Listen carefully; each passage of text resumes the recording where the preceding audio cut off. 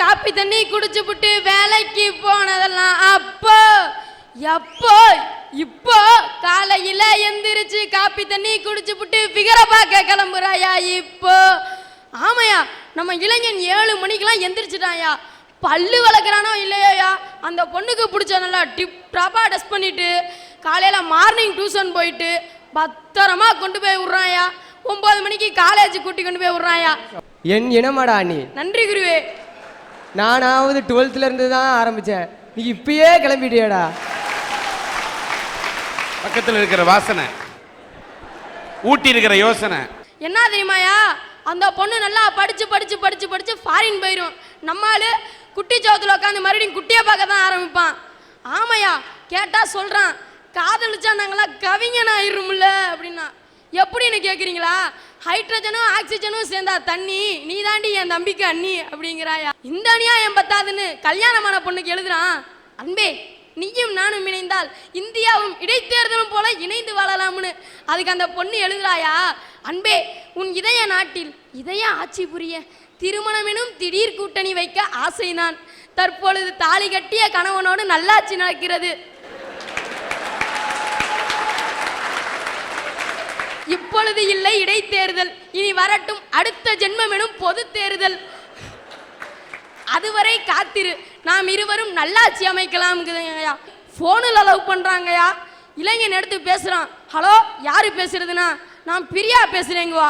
நீ பிரியா தாண்டி பேசுகிற, நான் தாண்டி காசு போட்டு பேசுகிறேன் அப்படிங்கிறாயா. கார்த்திக்கு என்கிட்ட தான் படிக்கிறேன். இப்போத்தான் திருக்குறளில் 10 திருக்குறளை சொல்லுடான்னு சொன்னேன். பயலுக எவனுமே சொல்லலை.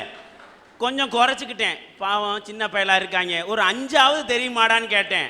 முதல்ல எந்திரிச்சு நின்றாயா எனக்கு தெரியாதுன்னு. இப்போ பாரு கவிதை வர்றியான். இப்படி இருந்தால் எப்படியா இளைஞர்கள் முன்னேற முடியும்? ஐயா, காதல் ஆரம்பிக்கிறது ஐஸ்கிரீம் பார்ல, முடிகிறது இன்னைக்கு டாஸ்மார்க் பார்லையா.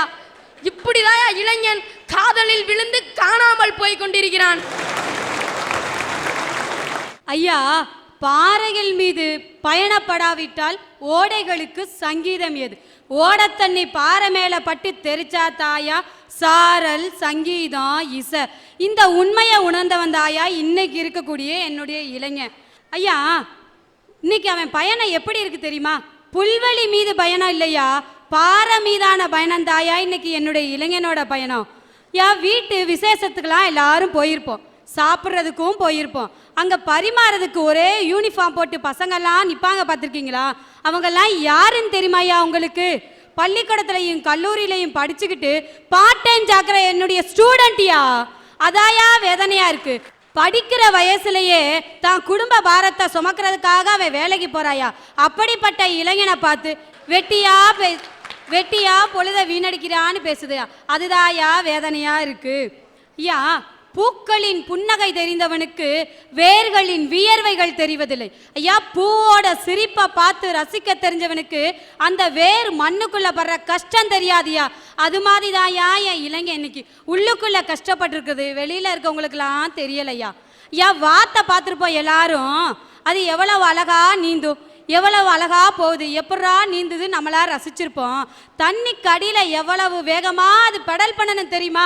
அப்பத்தாயா அது நீந்த முடியும். அப்படித்தாயா என் இளைஞன் வெளியில சிரிச்சிட்டு மகிழ்ச்சியா இருக்கிறத பார்த்து வெட்டியா பொழுத போக்குறான்.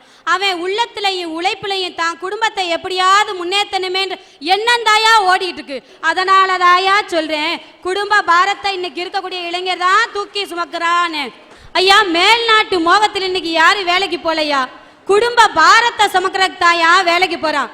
உன்னதமான உறவை பிரிஞ்சு நல்ல நண்பர்களை விட்டுட்டு ஐயா உணர்வுகள் எல்லாம் உள்ளடக்கிக்கிட்டு என் பாலைவனத்துல போய் வாழணும்னு யாராவது ஆசைப்படுவானா? ஐயா, இந்த அம்மா சொல்லுதாவோ. என்ன சொல்றாங்க? இந்த ஊர்ல உள்ள மரம் என் வீட்டுல மரம் வளர்த்துருக்கேன் ஐயா. என் வீட்டு மரம் என் வீட்டில் என் நிழல் கொடுக்காம பக்கத்து வீட்டில் போய் நிழல் கொடுத்துச்சுன்னா என் நெஞ்சு எப்படியா இருக்கும்? இங்கே வேலை பார்க்காம இங்கே இன்ஜினியர் படிச்சுட்டு இங்கே மருத்துவம் படிச்சுட்டு வெளிநாட்டில் போய் அமெரிக்காவில் என்ன ஏயா அமெரிக்காவில் வேலை பார்க்கயான்னு எங்கள் இன்ஜினியர் காலேஜ் எங்கள் மருத்துவக் கல்லூரியும் படிக்க சொல்லி கொடுத்துச்சு. என்னாச்சு? எல்லாரும் தமிழ்நாட்டில் பிறந்திருக்கான். தமிழ்நாட்டில் தமிழ் விட்டு நம்ம விட்டு பிள்ளைங்கெல்லாம் தமிழில் பேசினா யாருக்கு பிடிக்குது? Mummy daddy. ஆங்கிலத்தில் பேசினா யாரும் பிடிக்குது? நல்ல வித்துலாம் வெளிநாட்டுக்கு போயிட்டுனா என் ஊர்ல சொத்தையா வச்சு நாங்க இது பண்ண முடியும்? வாஞ்ச டாக்டரையும் வாஞ்ச இன்ஜினியர்ட்டையும் நாம வைத்தியம் பார்க்க முடியும்? ஐயா எப்ப தெரியுமா அந்த பாலைவன பூமி கூட சோலைவனமா மாறும்?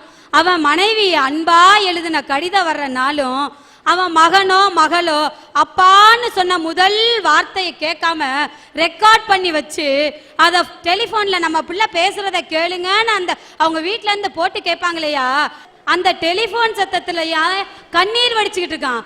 அப்படிப்பட்ட இளைஞனை பார்த்து நீங்க என்ன பேச்சு பேசுறீங்க? ஐயா குவைத்துல 80 மாடி கட்டடத்துல தலகீழா நின்னு என் இளைஞன் கஷ்டப்பட்டுட்டு இருக்காயா. எதுக்காக? தான் குடும்பம் தலை நிமிரணும்ன்றக்காக. அவன் பாதாளத்தை பார்த்தாலும் தான் குடும்பத்தை வாணும் அளவுக்கு உயர்த்தணும்னு கஷ்டப்படுறானே, இன்னும் தொங்கிக்கிட்டு இருக்கானே, அந்த இளைஞன் குடும்ப பாரத்தை தூக்கி சுமக்கிறான் தாயா பேச வந்திருக்கிறேன். அந்த தலகளா தொங்கிட்டு இருக்க கயிறு ஒரு நிமிஷம் அருந்து விழுந்துச்சுன்னு வச்சுக்கோங்க, கந்து வட்டிக்கு கடனை வாங்கி அனுப்பின பெத்தவங்க கனவுளோடு இந்தியால காத்துட்டு இருப்பாங்க. தான் பையன் இறந்து போயிட்டான்னு தெரிஞ்சிச்சுன்னு வச்சுக்கோங்க, எல்லாரும் தூக்கு மாட்டிக்கிட்டு சாக வேண்டியதாயா. இந்த பாரம் தேவையா? இந்தியால இருந்தே கஷ்டப்படலாம்ல.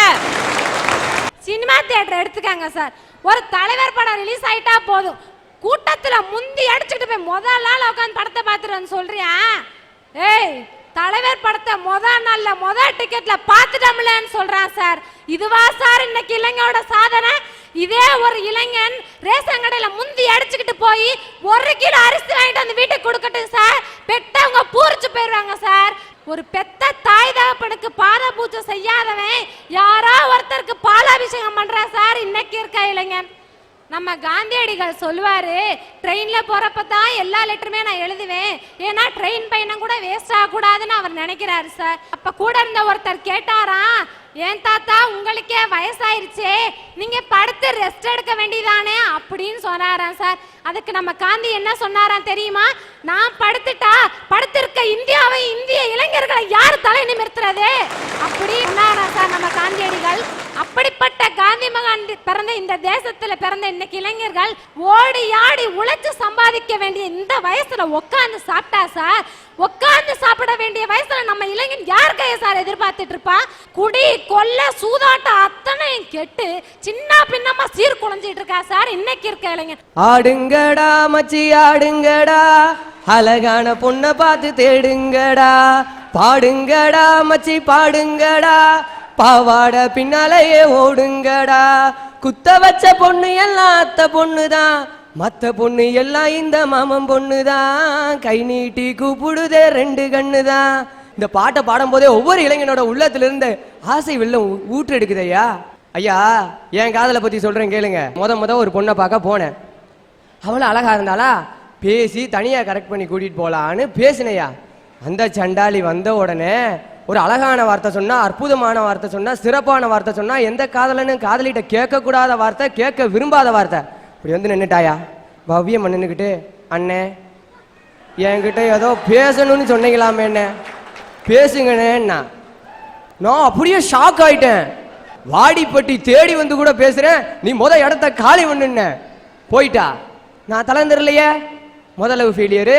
என் முகத்தில் ஏதாவது அதுக்கான அறிகுறி ஏதாவது தெரியுதா? மறுநாள் இன்னொரு பின்னாடி 4 நாள் ரவுண்ட் அடித்தேன். 4 நாள் அவள் சும்மா இருந்தவ 4ஆம் நாள் என் பின்னாடி வராத பிரச்சனை ஆயிரும்னா. என்னம்மா பிரச்சனை ஆயிரும்னு கேட்டதுக்கு சொல்கிறாயா, என் பின்னாடி எங்கள் அக்கா வர்றான்னா. நான் சொன்னேன், செல்லமே நீ கவலைப்படாத, உங்கள் அக்கா பின்னாடி எங்கள் அண்ணன் வர்றேன்னு. அதையும் கேட்காம அதுக்கு பின்னாடி எங்கள் அம்மா வேற வர்றாயான்னா. அம்மா வந்தா வரட்டும், அதுக்கு பின்னாடி எங்கள் அப்பா வர்றாருன்னு. அட மானங்கட்ட குடும்பமே, இப்படி கொட்ட குடும்பத்திலேயா நான் வாழ்றதுன்னு அவளும் துப்பிட்டு போயிட்டா. இருந்தாலும் நான் விடலையே. எல்லா பசங்களும் எதையோ வாங்கி கொடுத்து கரெக்ட் பண்ணுறாங்கன்னு சொல்லி நான் ஒரு பொண்ணை கூட்டிட்டு சுடிதார் எடுக்கிறதுக்காக போயிருந்தேயா.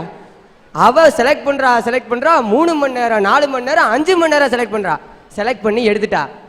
எடுத்ததுக்கு அப்புறம் போய் கேட்டேன், செல்லமே என்ன கலர் எடுத்திருக்கேன்னு. நீல கலர் எடுத்திருக்கேன்னா. ஏன் வாயை வச்சுக்கிட்டு நான் சும்மா இருந்தேன்னா, செல்லம் இந்த நீல கலர் உனக்கு அவ்வளவா எடுப்பா இருக்காது, இந்த ப்ரௌன் கலர் தான் எடுப்பா இருக்கும்னு சொல்லிட்டேன். பிடிச்சிக்கிட்டா. ராம், இதை எடுக்காட்டினா என் மனசு சங்கடப்படும், இதை எடுக்காட்டினா உங்க மனசு சங்கடப்படும், 2 எடுத்துக்கிறட்டான்ட்டா. என் பாக்கெட்ல இருந்தது சமஸ்டி பீஸ் கட்ட வச்சிருந்தது 750. கொடுத்துட்டு வந்தவொடனே வெளியில சொல்றா வந்து, ராம் நீங்க ரொம்ப நல்லவரா இருக்கீங்க, அதனால ஐ லவ் யூன்னு சொல்லிட்டு போயிட்டா. இதுல இருந்து என்ன தெரியுது? ஏல நீ உருப்பட மாட்டேன்னு தெரியுது மாப்பிள. அதுதான் இல்ல, அதுதான் இல்ல. இந்த லவ் எங்களுக்கு என்ன கத்து கொடுக்குதுன்னு தெரியுமாயா? ஊக்கத்தை கத்து கொடுக்குதியா, முயற்சியை கத்து கொடுக்குதியா. ஒரு தடவை தோல்வி அடைஞ்சிட்டா விட்டுறாத, போராடு போராடு போராடு போராடுன்னு மூணாவதா ஒரு அழகான லவ்வரை எனக்கு காட்டுச்சு. அந்த காதலை பத்தி தப்பா பேசுறதுக்கு இத்தனை பேர் வந்திருக்கீங்கன்னு நினைக்கும் போது எனக்கு ரொம்ப வருத்தமா இருக்கியா.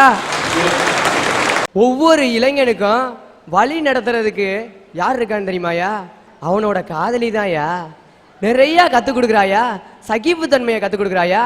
அவளை பார்க்கறதுக்காக போறான், பஸ்ல ஃபுட்பால்ல தொங்குறான், டிரைவர் திட்டுறாரு, அட்டா நாசமா போறவன, உருப்படாத பையில, தர்த்திரம் பிடிச்சவன, ஏன்டா நானே 6 மாசம் சஸ்பெண்ட் ஆனதுக்கு பிறகு இப்ப இருந்தே வந்திருக்கேன், ஏன்டா அப்படி வெளியே தொழில் வந்து தொல்லடா அப்படிங்கிறாரு. அதையெல்லாம் நாங்க சகிச்சுக்கிறோம். அவர் திட்டினது பார்த்தா கண்டக்டர் வேற, வவ்வாலுக்கு பிறந்த பயம் உள்ள எப்படி தொங்குதுன்னு, இதெல்லாம் உருப்படுறதா, சென்ற எத்தனை இடம் இருக்குல்ல, வந்து தொலை நாயே அப்படிங்கிறாரு. அதையும் தாண்டி சகிச்சுக்கிட்டு நாங்கள் அவங்க போய்கிட்டு இருக்கோம். அவங்க கோயிலுக்கு போவாங்கய்யா, அவங்க பிரகாரத்தை சுற்றுவாங்க, நாங்கள் அவளை சுற்றுவோம். பிரகாரத்தை அவ சுத்த, அவளை நான் சுத்த, என்ன அவ சுத்த, அவளை நான் சுத்த, அவளை நான் சுத்த, என்ன அவ சுத்த. இப்படியே 9 மணி ஆகி போச்சு. ஐயர் வந்தார், டே அம்பி காலையில் 6 மணிக்கு சுற்ற ஆரம்பிச்சது நைட்டு 9 மணி வரைக்கும் சுத்துறே இல்லையடா, விலங்குவேலா அப்படின்னு சொல்லி திட்டுறாரு. அந்த இடத்துலையும் நாங்கள் சகிப்பு தன்மையை வர வச்சது என்னோட காதல் தானே சார். அப்படித்தான் போய் இதே ஞாபகத்தில் வீட்டில் போய் படுத்துட்டேன். படுத்து அழகே பிரம்மனிடம் மனு கொடுக்க போயிருந்தேன், நீ என் மனைவியாக வேண்டுமென்று, ஆண்டு பல காத்திருக்க வேண்டுமென்று அவன் சொன்னான், ஆயுள் வரை காத்திருப்பேன் என்று நானும் சொல்லி வந்தேன். சொல்லி முடிக்கிற கூட உடனே ஒரே அடி. யாரும் அதுன்னு பாக்குறேன், எங்க அப்பா. ஐயா ஏடா மாப்பிள, என்ன மாமா பொண்ணு இருக்கா? நான் எங்க அக்கா மகனே ஒன்னு பாசத்தோட எல்லாம் மாப்பிள்ளைன்னு கூப்பிட்டா, திருநெல்வேலிக்காரனுக்கே அல்வாவா, நாங்க உலகத்துக்கே அல்வா கொடுத்துட்டு இருக்கட்டா. நான் அன்பா மாப்பிள்ளைன்னு சொன்னா உன் வீட்டுல பொண்ணு இருக்கான்னா, அதாவது இதே மாதிரி தான் எங்க ஊர்லயும் இடக்கு மடக்கு பயில நிறைய உண்டு. இல்லை இன்னும் கல்யாணம் முடியலன்னா உன் வீட்டுல பொண்ணு குத்த வச்சிருக்காங்க. இந்த மாதிரி பயிலோட்ட பேசும்போது கொஞ்சம் அடக்கி தான் பேச வேண்டியிருக்கு. ஐயா நான் 9th பாஸ் பண்ணதுக்கு காரணமே என்னோட காதலி தான் ஐயா. எப்படின்னு கேட்பையா, டெய்லி டியூஷன்லாம் ஒன்றும் எடுக்கல. நான் ஒரு வாத்தியார் மகளை லவ் பண்ணேன்னா லெட்டர் எழுதி வச்சிருந்தேன். லாஸ்ட் எக்ஸாமு எழுதி முடிச்ச உடனே எக்ஸாம் பேப்பரோட லெட்டர் எழுதி கொடுத்துட்டேன். வீட்டில் வந்து பார்க்குற லெட்டரை காணும். ஐயோ லெட்டரை காணமே அப்படின்னு சொல்லிட்டு மறுநாள் போய் அவட்ட கேட்டேன், எம்மா உனக்கு எழுதின லெட்ரு உங்கள் அப்பாவோட எக்ஸாம் பேப்பரில் போயிருச்சு என்ன, ஏன்டா அறிவு கட்டவனே அதுலேயே வச்சு விடுவேன்னு பார்த்துட்டாளா அப்படின்னு கேட்டதுக்கு சொன்னாயா, அந்த பாவி மனுஷன் அதை திருத்தி 60 மார்க் போட்டிருக்காரா, நீ பாஸ் பண்ணிட்டேன்னு சொன்னாலே அந்த இடத்துல பாருங்கய்யா என்ன ஜெயிக்க வச்சது அந்த காதல் தானே. அதையாவது ஒழுங்கா தப்பு இல்லாம எழுதிருந்தீங்கன்னா 100 மார்க் கிடைச்சிருக்கும்லனே. ஐயா எங்க பக்கத்து வீட்டில் ஒரு பையன் எல்லா கெட்ட பழக்கத்தையும் தன்னகத்தை கொண்டவனா இருந்தான். கஞ்சா, தண்ணி, தம்மு, பீரு, பிராந்தின் எல்லா கெட்ட பழக்கமும் கொண்டவனா இருந்தான். அவங்க அப்பா அம்மா சொல்லி பார்த்தாங்க, டே இது வாழ்க்கைக்கு ஒத்து வராதுரா, உனக்கு சீரழிச்சிருன்னு சொன்னாங்க, கேட்கல. அவனோட ஃப்ரெண்ட்ஸ் சொன்னாங்க, கேட்கல. உறவுக்காரவங்க சொன்னாங்க, கேட்கல. ஆஸ்பத்திரியில் போய் அட்மிட் பண்ணாங்க, டாக்டர் ட்ரீட்மெண்ட் கொடுத்தாரியா, அதுக்கப்புறமும் கேட்கல. அவனும் ஒரு பொண்ணை லவ் பண்ணாயா, அவ சொன்னா ஒண்ணு இந்த கெட்ட பழக்கத்தை விட்டுரு, இல்ல என்ன விட்டுருன்னு சொன்னா, மறுநாளே தன்னகத்துல இருந்த அத்தனை கெட்ட பழக்கத்தையும் விட்டானே. தன் பெத்தவங்க சொல்லி கேட்காதவன், தன் உறவுக்காரங்க சொல்லி கேட்காதவன், 5 வருஷம் முக்கி படிச்ச டாக்டர் சொல்லி கேட்காதவன் அவ சொல்லி கேட்டானே. இங்கேதாயா காதல் நிக்குது. ஐயா ஒரு பேருந்து விபத்துக்குள்ளாயுது அப்படிங்கிறதுக்காக எல்லா பேருந்துலையும் நம்ம ஏறாம இருக்கிறது இல்ல. அது மாதிரி தாயா ஒரு காதல் தோல்வியில முடிகிறதுக்காக எல்லா காதலையும் தப்பா பேசுறது எந்த வகையிலையா நியாயம்? அதனாலதான் சொல்றேன், இன்றைய இளைஞர்கள் காதலிச்சு காணாம போகல, என்ன மாதிரி வெற்றி அடைஞ்சுக்கிட்டு தான் இருக்காங்கன்னு சொல்றேன். ஒரு பேருந்து மோதுனா எல்லா பேருந்தும் மோதாது, நான் ஒத்துக்கிறேன். ஆனா அந்த ஒரு பேருந்து மோதுனதுக்காக எல்லாம் பயப்படுவாங்க, அந்த பேருந்து மோதிருமோன்னு. அந்த பயம் இன்னைக்கு எல்லார் பெற்றோர் மனசை உருவாக்கிட்டு இருக்கியா. என் நண்பன் 12th நல்ல மார்க் எடுத்துட்டான், இன்ஜினியரிங் போக முடியல, குடும்ப பாரம், என்ன பண்றது, டிகிரி கோர்ஸ் எடுத்து படிக்கிறான். அங்க படிக்க முடியல, செமஸ்டர் ஃபீஸ் கூட இன்னும் கட்டல. அந்த கஷ்டத்துலயும் நைட்டும் பகலுமா பெயிண்ட் அடிக்கிற வேலைக்கு, தோட்டத்து வேலைக்கு, எல்லா வேலைக்கும் போறான். என்ன பண்றது, அவனுக்கும் காதல் வந்துச்சு. அன்ன வரைக்கும் குடும்ப பாரத்தை தூக்கி சுமந்துக்கிட்டு இருந்த அவன் அந்த காதல் எங்கேயோ படிக்கிறானா, அவளை போய் பார்க்கறதுக்காக அந்த காசு செலவழிக்கிறாயா. குடும்ப பார்த்து தூக்கி சுமந்துட்டு இருந்த இளைஞன் ஏன் அந்த காதல் நோய் வந்தவனே தடுமாறி போறான்? இளைஞன் இருக்காயா அப்படி, ஆனா அந்த காதல்ங்கிற நோய் வந்தவனே அவன் மாறி போயிடுறான். என்னால தனியா குடும்ப பாரத்தை சமக்க முடியல, அதனாலதான் அவளையும் துணைக்கு கூப்பிட்டு 2 பேரும் சேர்ந்து சமக்கிறோம்மா.